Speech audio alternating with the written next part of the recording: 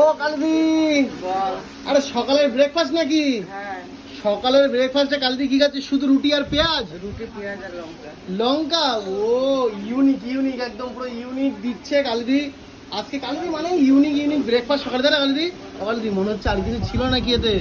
না না, মনে হচ্ছে লঙ্কা পেঁয়াজ আর রুটি, তাই তো? ও জিও জিও, জমে যাবে। ও কালদি মাছ ভাজা নেবে না নাকি?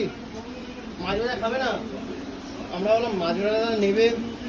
তো যাই হোক বন্ধুরা, সকালে ব্রেকফাস্টে কালদি ঝাল লাগছে না তোমার? ঝাল লাগে না? ও আমরা কিন্তু ঝাল খেলে কিন্তু পাগল হয়ে যায়, আর কালকে কিন্তু ঝালটা লাগে না।